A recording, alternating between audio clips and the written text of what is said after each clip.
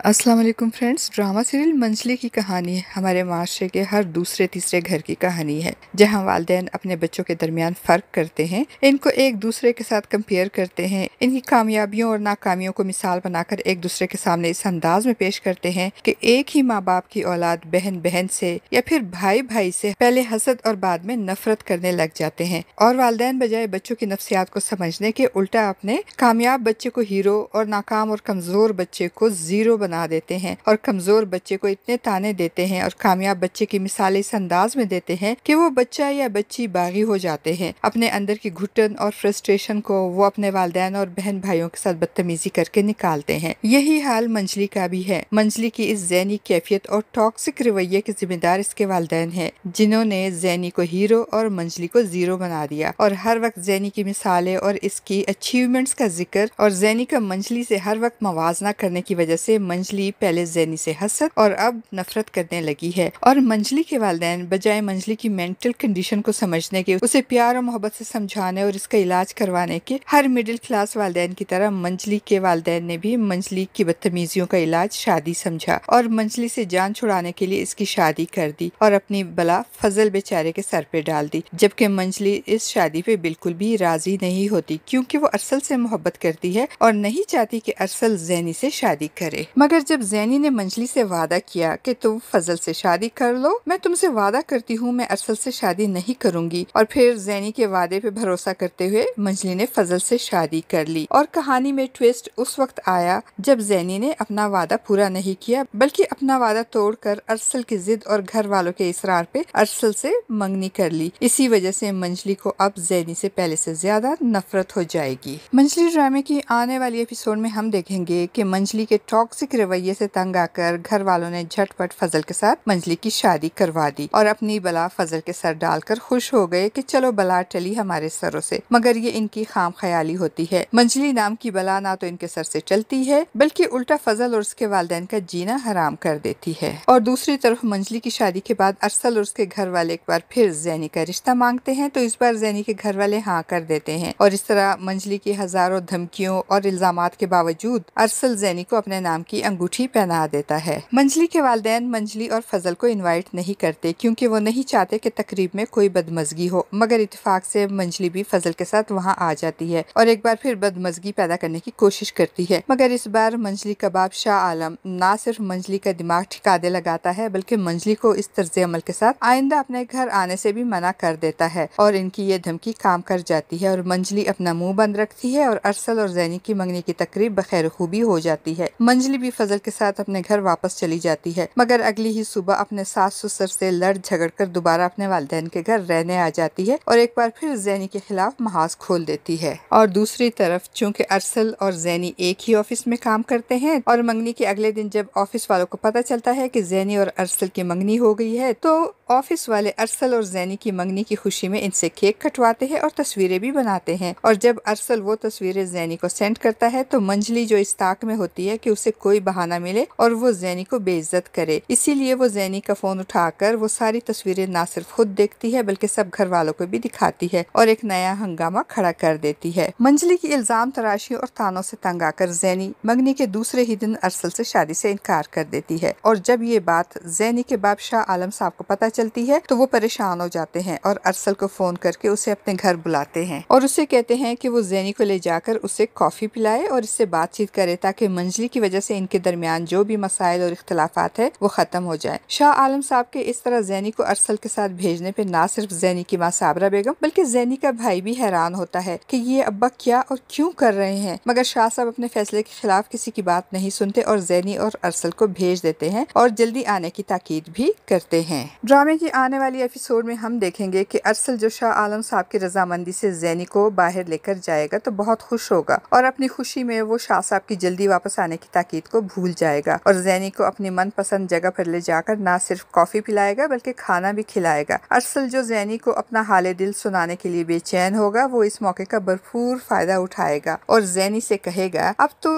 बस कर दो ज़ैनी, अब तो हमारी मंगनी हो गई है, अब तुम मेरे दिल की बात को समझो, अब बहुत जल्द हमारी शादी होने वाली है। तो ज़ैनी उसे साफ साफ कहेगी, अरसल ये रास्ता तुमने खुद चुना है, मैंने तुम्हें पहले भी बताया था कि मैं तुमसे मोहब्बत नहीं करती, अब तुम्हें ये सब कुछ बर्दाश्त करना ही होगा। और फिर खाना खाने और बातें करने में अरसल और ज़ैनी को वक्त गुजरने का एहसास ही नहीं होगा, और जब वो लोग घर वापस आएंगे तो काफी देर हो चुकी होगी और ज़ैनी के वालिदैन ज़ैनी का इंतजार करते करते सो चुके होंगे। और फिर अगली सुबह नाश्ते की टेबल पे ज़ैनी अपने वालिद को देर से आने की वजाहत करते हुए कहेगी, अब्बा अरसल मुझे यहाँ से काफी दूर ले गया था और मुझे पता भी नहीं था कि अरसल ने खाना भी ऑर्डर किया है, इसी वजह से खाना खाते और आते आते हम काफी लेट हो गए। तो शाह साहब ज़ैनी को तो कुछ नहीं कहेंगे मगर अरसल पे नाराज होंगे कि अरसल मेरी जल्द आने की ताकीद को कैसे भूल गया, इसलिए अब वो अरसल के लिए एक सजा तजवीज करेंगे और कहेंगे, ज़ैनी अब तुम अरसल से उस वक्त तक नहीं मिलोगी जब तक तुम्हारी शादी नहीं होगी। दूसरी तरफ से मंजली अपने बाप के इस डबल स्टैंडर्ड पे बहुत गुस्सा होगी और अपना सारा गुस्सा बेचारे फजल और इसके वालिदैन पे उतारेगी। अब देखते हैं कि मंजली ज़ैनी और अरसल की इस डेट को क्या रंग देगी और किस अंदाज में ज़ैनी और अपने घर वालों को ताने दे देकर इनकी जिंदगी को अजाब बनाएगी। आपका इस बारे में क्या ख्याल है फ्रेंड्स? अपनी कीमती राय का इजहार कमेंट बॉक्स में जरूर कीजिएगा। वीडियो अच्छी लगे तो वीडियो को लाइक और चैनल को सब्सक्राइब करना ना भूलिएगा। शुक्रिया।